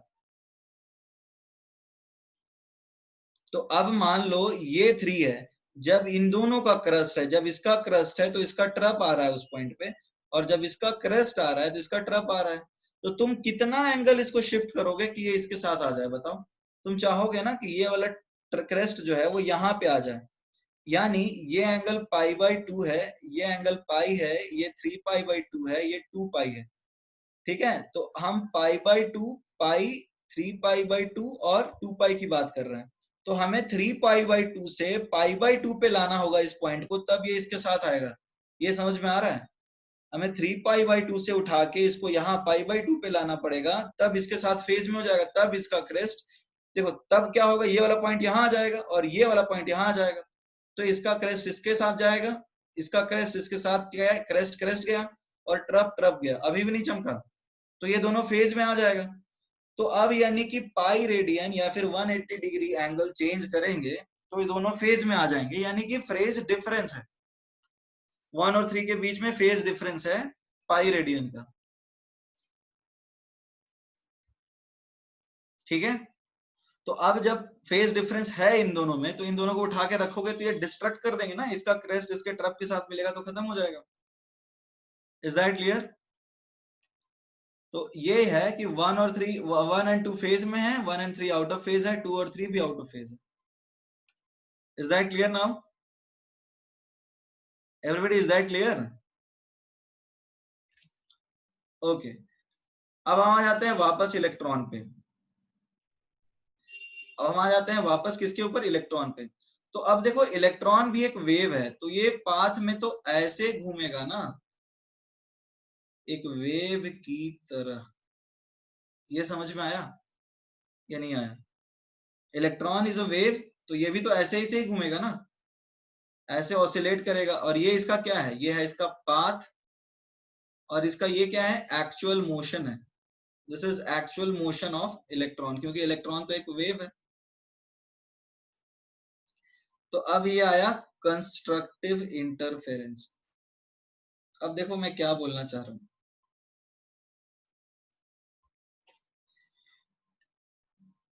अब आगे बढ़ जाए। अच्छा, ये नोट से लिख लोगे चलेगा, क्योंकि इसको लिखने में तुम्हें बहुत टाइम लगेगा। जो पीडीएफ ग्रुप में आता है उससे लिख लेना, क्योंकि इससे लिखने में बहुत ज्यादा टाइम लगेगा। ये छोड़ दो, एक आगे बढ़ जाए। ओके ओके, तो अब देखते हैं इसमें क्या है कॉन्सेप्ट आगे। देखो, समझने की कोशिश करते हैं। केस वन कंस्ट्रक्टिव, और इधर लिखते हैं case 2 destructive. Let us right case 2 destructive.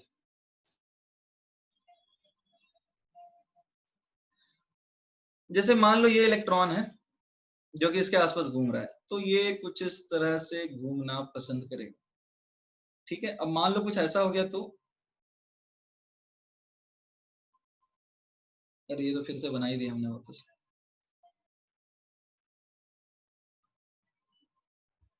कुछ ऐसा हो गया तो समझ में आया डिस्ट्रक्टिव। यदि कुछ ऐसा हुआ तो electron will move out of orbit.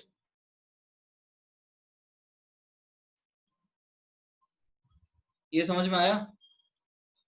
और यहां पे electron will stay in the orbit. यहां पे electron will stay in the orbit, will stay in the orbit. ये समझ में आया नहीं आया? अरे देखो, यहां से मान लो स्टार्ट किया है, तो इस पॉइंट पे इसका क्रेस्ट जनरेट हुआ है, तो वापस आके इसका ट्रफ यहां, जब पहले सुन लो, जैसे इस पॉइंट से इसने स्टार्ट किया तो ये ऐसे चालू हुआ है, तो वापस आके क्रेस्ट जो इसको मिलेगा वेव, वो इसके साथ मिलना चाहिए नहीं मिलना चाहिए? तो ये कंस्ट्रक्टिव होगा, यदि मिल जाता है तो बन जाएगा। अब मान लो इसका क्रेस्ट यहां से था, यहाँ पे ट्रप आ गया, तो मिलेगा क्या? ठीक है, मैं इसको एक इमेज से समझाता हूं तुम्हें।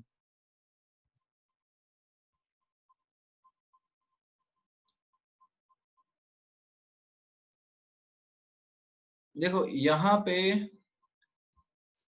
You can see this image. देखो, जैसे इस पॉइंट को हम रेफरेंस मान लेते हैं, let us consider any point to be our reference. ठीक है, ये वाला पॉइंट हम अपना रेफरेंस मानते हैं। तो इलेक्ट्रॉन ऐसे निकल रहा है, ऐसे जा रहा है, यहाँ से आ रहा है, तो यहाँ वेव्स फेज में, मतलब क्या इसका? देखो ऐसे ऐसे घूम के आया और वापस से इसका यहाँ से ट्रप था तो यहाँ क्रेस्ट आके मिल गया, तो यहाँ वेव फेज में आके मिला। समझ में आया या नहीं समझ में आया? यहाँ पे वेव आया, वापस फेज में आके मिला, मतलब इसका क्रेस्ट इसके ट्रप में मिला, उसी फ्लो में मिला, राइट? यहाँ पे कोई फेज डिफरेंस नहीं है, तो यहाँ वेव फेज में है ना। अरे ये बात समझ में आई? कंस्ट्रक्टिव वाली समझ में आई या नहीं आई? जैसे ये वेव ऐसे निकल रहा है तो वापस आके मिल गया ना इससे, तो ये वाला वेव और ये वाला वेव में कोई फेज डिफरेंस नहीं है। अब देखो यहाँ पे क्या हो रहा है, मान लो ये वेव यहाँ से चालू हुआ, ये वेव यहाँ से चालू हुआ, अब ये वापस घूम के आया, ये वापस घूम के आया, तो इस पॉइंट पे तो ये मिला ही नहीं, ये मिला इस पॉइंट पे। तो इस पॉइंट पे इसका क्या है, इस पॉइंट पे ये ऊपर जा रहा है और इस पॉइंट पे नीचे जा रहा है, तो ये वेव्स फेज में है क्या? इसको यहां से यहां उठाना पड़ेगा तब ये मिलेगा ना, इसको यहां से यहां उठाओगे तो ये यहाँ पर फेज डिफरेंस है, यहाँ पे फेज डिफरेंस जीरो नहीं है, यहाँ पे phase difference is not equal to zero, और यहाँ पे phase difference is equal to zero. अब समझ में आया या नहीं आया? एवरीबॉडी समझ में आया? अरे ये यदि इससे वापस नहीं मिलेगा तो यहां से यहां तक इसको उठाना पड़ेगा ना, तब ये वापस मिलेगा। तो अब हो क्या रहा है, यहाँ पे फेज डिफरेंस जीरो नहीं है और यहाँ पे फेज डिफरेंस जीरो है।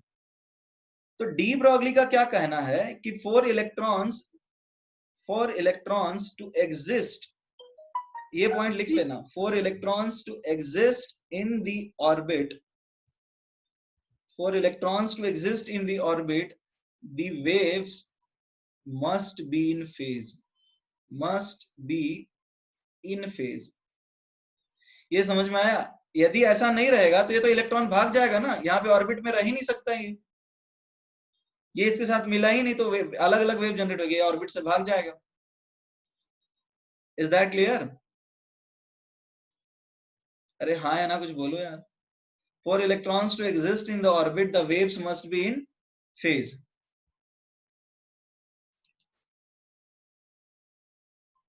तुम चाहो तो इसका स्क्रीनशॉट ले लो, ये जो फोटो हमने बनाया है।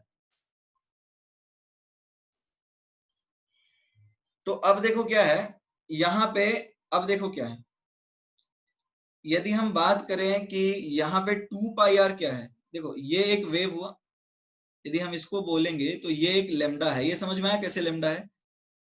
ये दूसरा लेमडा है, ये तीसरा लेमडा है, likewise this is fourth lambda, this is fifth lambda, sixth wavelength, ठीक है, seventh wavelength, and this is finally eighth wavelength.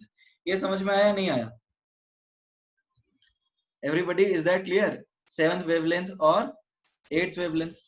तो अब एक बात बताओ, यहाँ पे 7.5 वेवलेंथ या 8.5 वेवलेंथ हो सकता है क्या? देखो यहाँ पर हमने 8 वेवलेंथ जनरेट किया, तो यहाँ पे वेवलेंथ क्या पॉसिबल हो सकते हैं? वेव्स तो कंप्लीटली मिलने चाहिए, तो वेव्स क्या क्या अलाउड है? वेव्स अलाउड क्या क्या है? वेव्स अलाउड है 1 2 3 इस तरह से, 4 5 इस तरह से अलाउड है, ठीक है। और वेव्स अलाउड कौन कौन से नहीं है? वेव्स नॉट अलाउड कौन कौन से अलाउड नहीं है? वेव्स नॉट अलाउड का मतलब क्या है? जैसे 1.5 अलाउड नहीं है, 2.3 अलाउड नहीं है, 4.7 अलाउड नहीं है, 8.7 अलाउड नहीं है, 9.8 अलाउड नहीं है, इस तरह के कुछ भी अलाउड नहीं है, क्योंकि उनमें फेज डिफरेंस होगा ना। Is that clear? यहाँ पे जो नंबर ऑफ वेव्स जनरेट होने चाहिए दे मस्ट बी, हाँ 1 और 2 के बीच में अलाउड नहीं है, सिर्फ इंटीजर अलाउड है ना। Everybody is that clear? Is that clear? तो अब देखो क्या है, इसका जो सरकमफेरेंस आ रहा है वो है 2 पाई आर, तो हम लिख सकते हैं 2 pi r is equal to n lambda.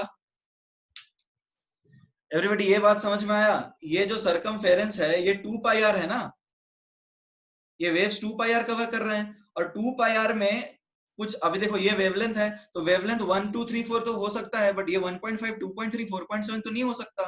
तो ये जो लेमडा अलाउड है 2 पाई आर में वो सिर्फ n है। यहाँ पे n क्या है? n is a natural number, n is a natural number excluding zero, excluding क्या? जीरो, जीरो नहीं हो सकता। Everybody is that clear? n is a natural number excluding zero, यानी क्वांटाइज्ड है। तो अब देखते हैं, ये इसका स्क्रीनशॉट ले लिया क्या सबने? Everybody can we move to the page? I will come to your question. Everybody screenshot ले लिया? ठीक है। तो अब देखो ये बात तुम्हें समझ में आई होगी कि हम यहाँ पर क्या बोल रहे थे। यहाँ पे डिस्ट्रक्टिव रहेगा तो भाग जाएगा और कंस्ट्रक्टिव रहेगा तो साथ में रहेगा, राइट। तो अब देखो हमने क्या सीखा है यहाँ पे, अब हमने यहाँ पे क्या सीखा है, हमने यहाँ पे ये सीखा है कि 2 पाई आर यदि n lambda होगा then waves will exist, then electron will exist in the orbit, then electron will exist in the orbit, तभी इलेक्ट्रॉन जो है ऑर्बिट में एग्जिस्ट करेगा। ये बात समझ में आई? जब 2 पाई आर n lambda के बराबर होगा, और यहाँ पे n क्या हो सकता है, 1 2 3 4 5 6 7, यानी ये क्वांटाइज्ड है, राइट, यानी n क्वांटाइज्ड है, n की सारी वैल्यूज अलाउड नहीं है। तो अब देखो क्या है, लेमडा क्या बताया था बोर ने, लेमडा बोर ने बताया था डी ब्रॉगली ने mv, तो ये क्या आया,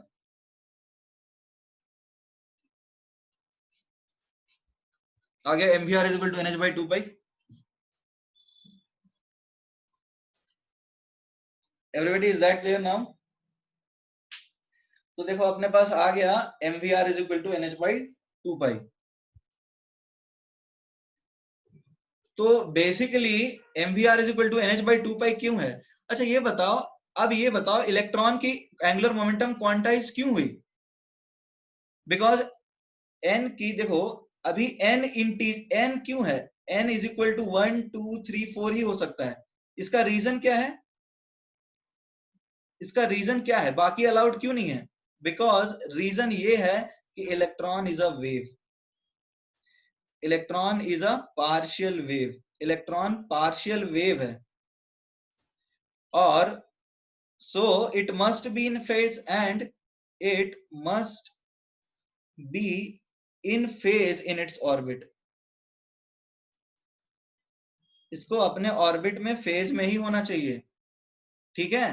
यदि n 1.2 1.3 इस तरह रहेगा तो आउट ऑफ फेज हो जाएगा। तो अब n क्वांटाइज्ड क्यों है बताओ, n क्वांटाइज्ड क्यों है? हमने सबसे पहला रीजन लिखा था, सबसे पहला रीजन क्या लिखा है देखो, हमने सबसे पहला रीजन लिखा है quantization of energy levels is a direct consequence of wave like properties of electron. ये समझ में आया ये बात क्यों लिखी थी यहाँ पे? एवरीबॉडी ये बात समझ में आया? Quantization of energy levels is a direct consequence of wave like properties of electron. Electron wave है, ठीक है, अब इलेक्ट्रॉन जब वेव होगा उस केस में हम ऐसा बोल सकते हैं कि ये n जो है 1.5 1.3 इस तरह से कुछ नहीं हो सकता, और चूंकि वो उस तरह से कुछ नहीं हो सकता इसीलिए जो है हम बोल सकते हैं कि इलेक्ट्रॉन की जो एनर्जी लेवल्स हैं वो क्वांटाइज्ड हैं, बिकॉज नंबर ऑफ वेव्स 1.5 2.3 इस तरह से कुछ नहीं हो सकता। यहाँ तक किसी को डाउट है, ये समझ में आया? किसी को चमकने में दिक्कत है? अभी भी ऐसा है किसी का बल्ब जल ही नहीं रहा है? वेव मोमेंटम देखो हर चीज का एक समय होता है, अभी धीरे धीरे चल रहे हैं हम लोग, कोई नया टर्म तो अभी नहीं बता सकते, ठीक है। तो इसको लिख लो पहले, एक सीक्वेंस में चल रहे हैं हम लोग, इसमें कोई डाउट है तो पूछ लो, ठीक है, इसमें किसी किसी को कोई डाउट है तो पूछो। देखो हमने बेसिकली ये सीखा है कि इलेक्ट्रॉन एक पार्शियल वेव है, और चूंकि ये वेव है तो इसको ऑर्बिट में रहना चाहिए। अब ऑर्बिट में रहना चाहिए तो नंबर ऑफ वेव्स जो है वो 1 2 3 4 इस तरह से ही हो सकते हैं, ठीक है, और बाकी चीजें नहीं हो सकती, और इसीलिए इसके कारण, अरे रुक तो जा, भी वो आएगा,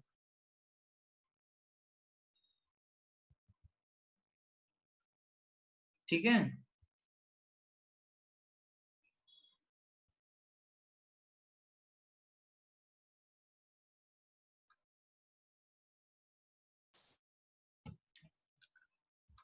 एवरीबॉडी डन?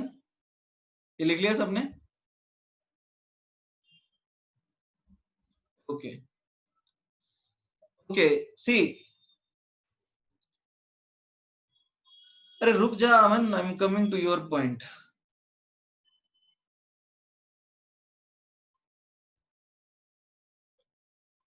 अब देखो सवाल है कितने वेव्स होने चाहिए।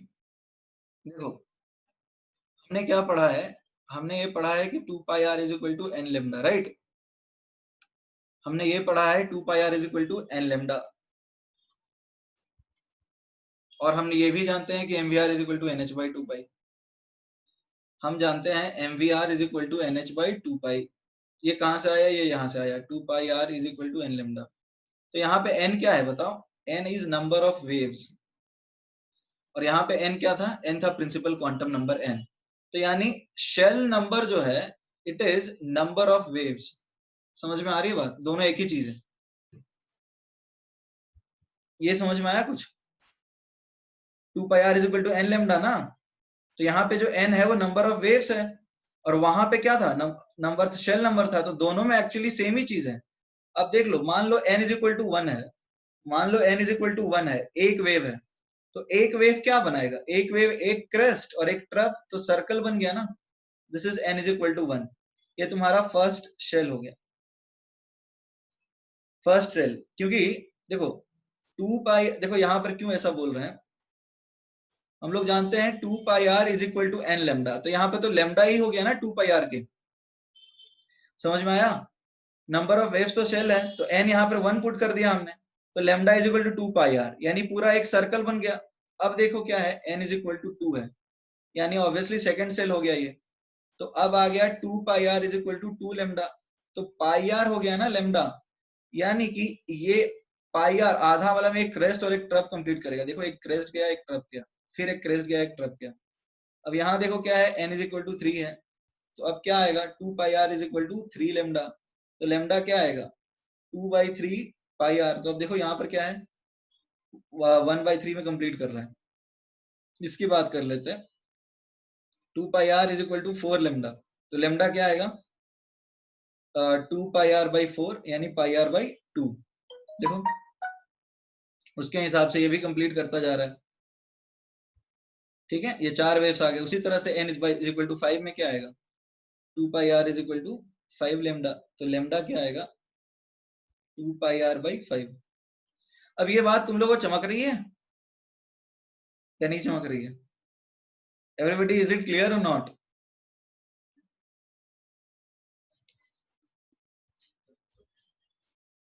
सो what are we trying to explain, मैं समझाने की कोशिश क्या कर रहा हूं, यहाँ पे ये बता रहा हूं कि एक्चुअली में जो शेल नंबर है वो वेव ही है, नंबर ऑफ वेव्स ही शेल नंबर है।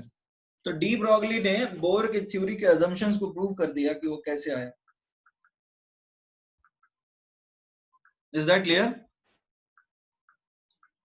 बोर की थ्योरी के जो अजम्पशंस हैं उसको प्रूव किया, और यहाँ पर इसका स्क्रीनशॉट एक ले लो। बोर की थ्योरी के जो अजम्पशंस हैं उसको प्रूव किया और ये बताया कि ये कैसे आते हैं। एवरीबॉडी ये समझ में आया? और यहाँ पे नंबर ऑफ वेव्स क्या है, नंबर ऑफ वेव्स एक्चुअली में वो शेल नंबर ही है। नंबर ऑफ वेव्स यहाँ पे क्या है, नंबर ऑफ वेव्स एक्चुअली में शेल नंबर ही है, नथिंग एल्स। Everybody written?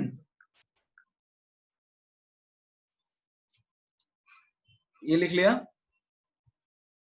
ठीक है, तो देखो हमने क्या सीखा, हमने ये सीखा कि इलेक्ट्रॉन वेव की तरह बिहेव कर रहा है, एंड दैट इज व्हाई इसकी चीजें क्वांटाइज्ड हैं। Electron is a wave, and since it is a wave, so that is why most of its properties are quantized. दूसरी चीज क्या है, यहाँ पर हमने सीखा है क्या कि जो n क्या है, n is number of waves, n is number of waves and it is also equal to shell number. Shell number जो मैं तुम उसको आगे पढ़ोगे, प्रिंसिपल क्वांटम नंबर यही होता है। This is also called principal quantum number, ये हम थोड़ा आगे जाके पढ़ेंगे, ठीक है। बट यही प्रिंसिपल क्वांटम नंबर भी होता है। अब यदि हम बात करें तो फर्स्ट शेल में एक वेव जनरेट हो रहा है, तो एक वेव के कारण सर्कल बन रहा था। Everybody was that clear? Yes और नो? फर्स्ट वेव में, फर्स्ट मतलब ऑर्बिट में जैसे हमने सीखा था, यदि n इज इक्वल टू 1 है तो 2πr हो जाएगा 1 लेमडा, यानी सर्कल बन गया।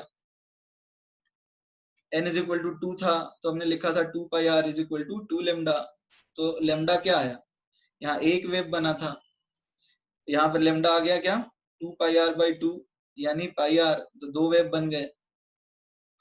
ठीक है, n इज इक्वल टू 3 में क्या आया था 2πr is equal to 3 lambda, तो लेमडा क्या आया था 2πr/3। ठीक है, तो यहाँ तीन वेव्स बन गए। तो फर्स्ट सेल में एक वेव, सेकंड सेल में दो वेव, तीन सेल में तीन वेव। तो nth शेल में क्या है? nth शेल में कितने होंगे? n वेव ना। 10th सेल में कितने होंगे? 10th सेल में कितने वेव्स होंगे? 10 वेव होंगे।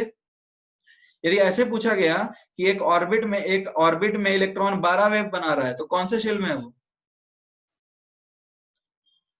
एक ऑर्बिट में इलेक्ट्रॉन 12 वेव बना रहा है, तो वो 12वें शेल में होगा। 14 वेव बना रहा है तो 14 नंबर के शेल में होगा। Is that clear? तो देखो, हमने ये सीखा है कि quantization of energy levels is a direct consequence of the fact that electron is a partial wave. देखो, अब थी ये पहली चीज, this was de Broglie's hypothesis, इसको बोलते हैं डी ब्रॉई। ठीक है, तो I hope it is clear. इसमें किसी को डाउट है? चलो अब आगे नेक्स्ट टॉपिक स्टार्ट करें। हाइजेनबर्ग्स अनसर्टेनिटी प्रिंसिपल, या एक आध क्वेश्चन देते हैं इसके ऊपर, बताओ। Everybody what do you want? कुछ क्वेश्चंस करो क्या? ओके, ठीक है।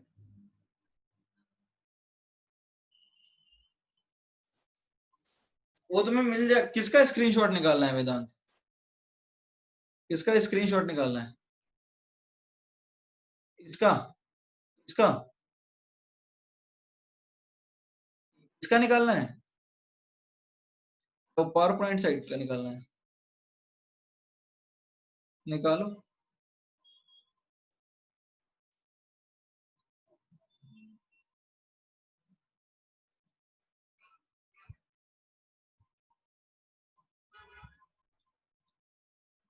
अरे यार, तो फिर किसका निकालना है तुम्हें? इसका निकालना है?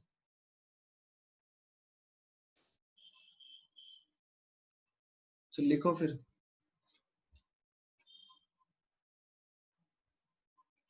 ठीक है, क्वेश्चंस कर लेते हैं कुछ।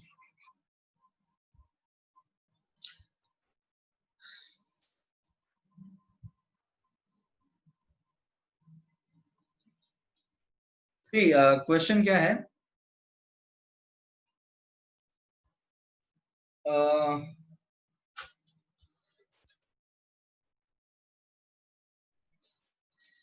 क्वेश्चन है कि calculate the value of de Broglie wavelength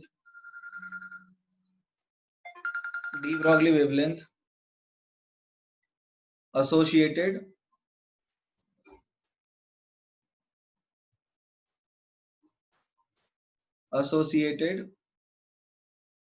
with an electron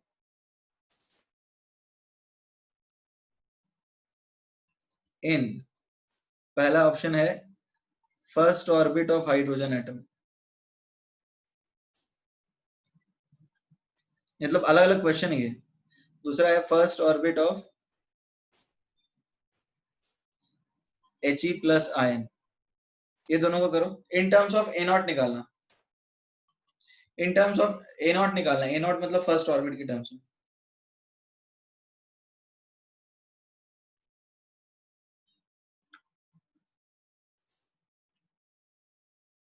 क्या आया बताओ, एक आंसर क्या आया?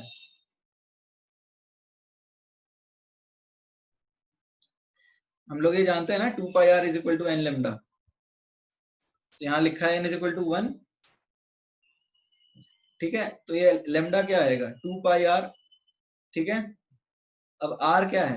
a0 1/1, तो ये आया 2πa0। Is that clear? Everybody is that clear? 2πa0 कैसे आया? तो ये निकालो फिर b।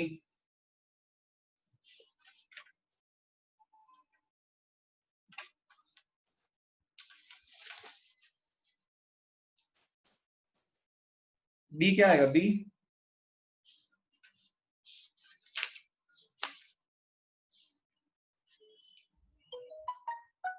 b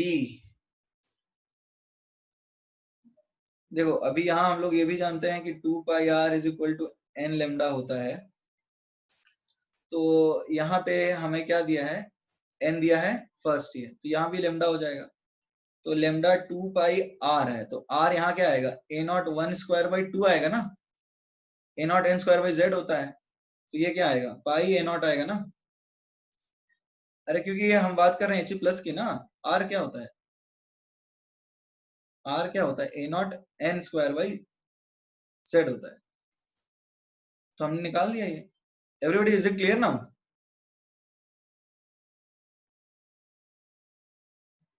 एवरीबॉडी ठीक है।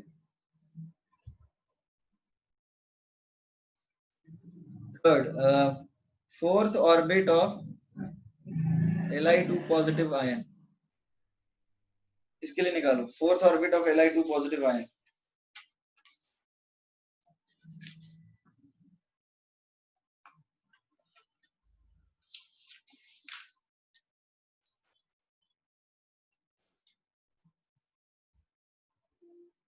Fourth orbit of Li2 positive ion क्या आएगा,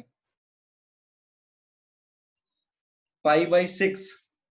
ओके देखते हैं, 2 pi r is equal to 4 lambda, क्योंकि n इज इक्वल टू 4 है, तो पाई आया क्या, ये आया पाई आर बाई 2, तो पाई बाई 2 आर क्या है, a naught n square by z, तो ये क्या आया, pi by 6 a naught into 16, तो ये 8 बाई 3 पाई ए नॉट आया।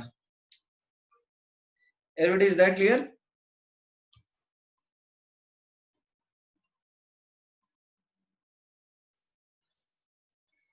ठीक है, तो बताओ फिर आज का, तभी 2-3 मिनट ही बचा है, ज्यादा कुछ नहीं हो पाएगा आज के क्लास में। फिर किसी को डाउट है आज जो हमने पढ़ा उसमें? नया टॉपिक तो स्टार्ट नहीं कर सकते। नेक्स्ट टॉपिक है हमारा हाइजेनबर्ग्स अनसर्टेनिटी प्रिंसिपल, वो भी वैसा ही टॉपिक है। तुम एक बार चाहो तो एक बार पढ़ के आओ बुकलेट जो तुम्हारा है, just go through it once और एक बार पढ़ के आओ, उससे क्या होगा तुम्हें समझने में आसानी होगा।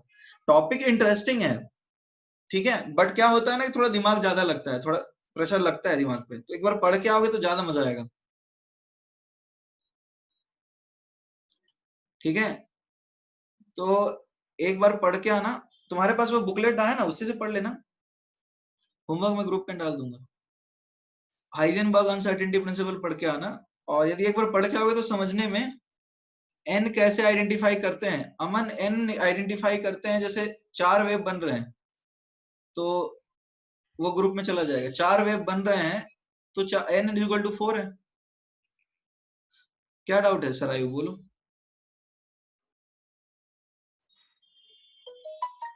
सर आयु क्या डाउट है?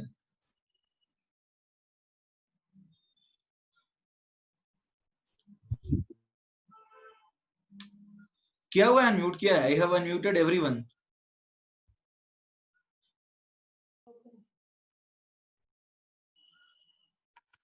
बोलो क्या डाउट है अभी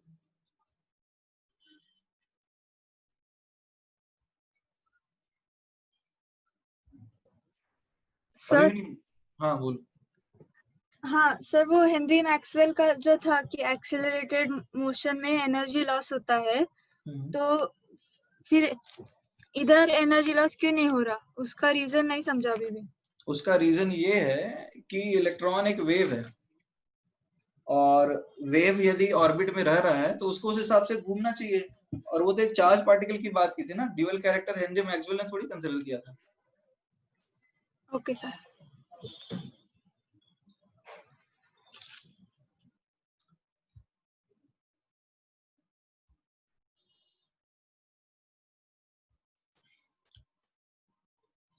श्रेयस तुम अनम्यूट हो नहीं रहे हो, सारे लोग अनम्यूट हो गए हैं।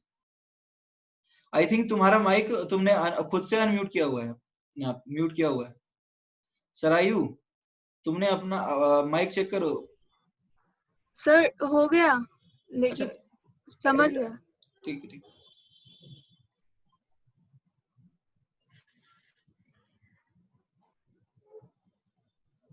ओके, और किसी को कोई डाउट है?